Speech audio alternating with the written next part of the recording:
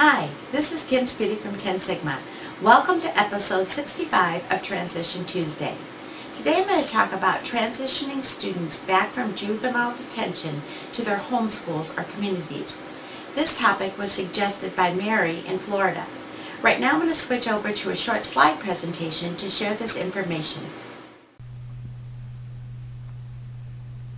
Many students struggle when returning from the juvenile justice system to their community and school. This video will discuss key points for districts, educators, and other stakeholders to consider when transitioning students back from the juvenile justice system, along with strategies to help support these students. Here are some key points to remember and consider when a student returns from a juvenile correctional facility. The return to the community and school is complicated. It needs to be well thought out and planned to be successful. Education is a critical component of a student's return to the community after being placed in a short or long-term correctional facility. Services must be coordinated across agencies for success. Ongoing communication must be established and maintained across agencies.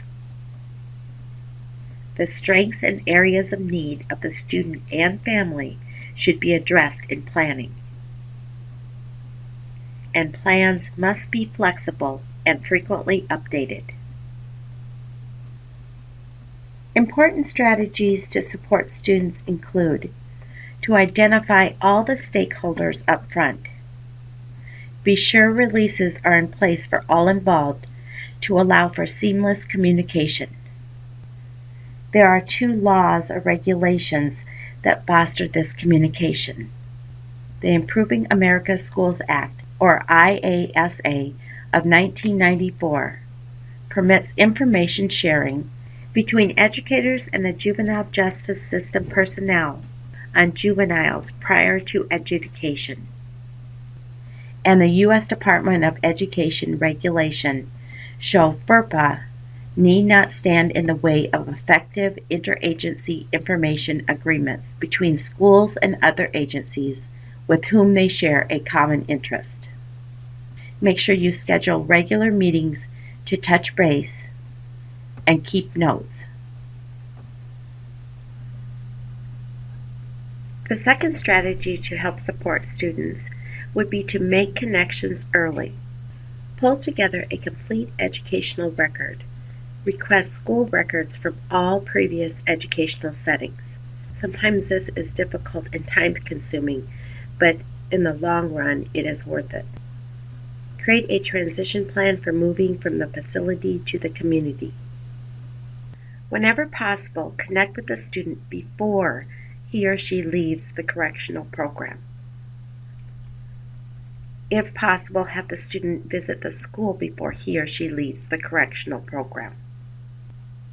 Make sure you clearly explain school expectations and policies. Present information in multiple formats for increased understanding.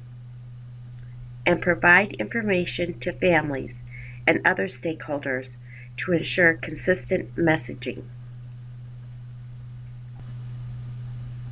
The third strategy to help support students is to understand that each student's experiences in school may vary. He or she may not have academic stamina, meaning they may not be used to attending a full day of school, or they could have experienced varying levels of rigor and need academic support. Also, the student may not be used to the freedom of traditional school. Help him or her develop a positive routine and check to see if it's being followed. Make sure you assign their locker in a supervised area.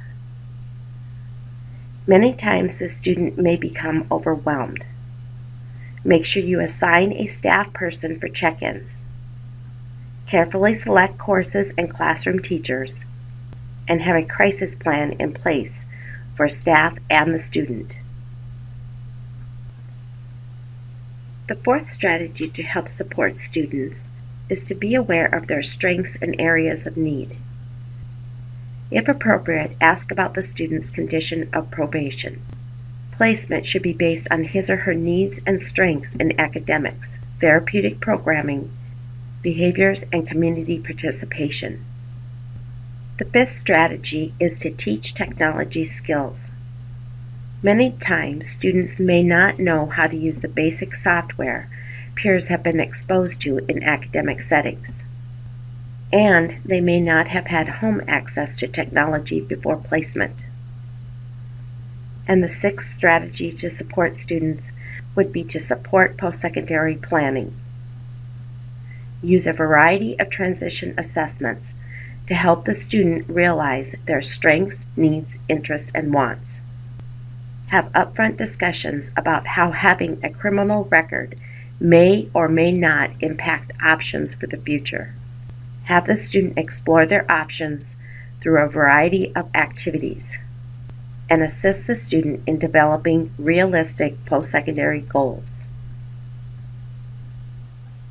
For today's bonus, I'll be sending you links to resources and information on successfully reintegrating students in communities and schools after being in juvenile correctional facilities.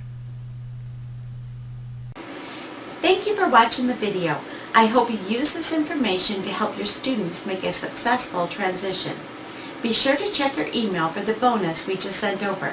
If this is the first time you've ever seen an episode of Transition Tuesday, click the link below to receive the bonus. Be sure to like and share the video and leave a comment or suggestion for a future episode of Transition Tuesday. Have a great week. See you next Tuesday.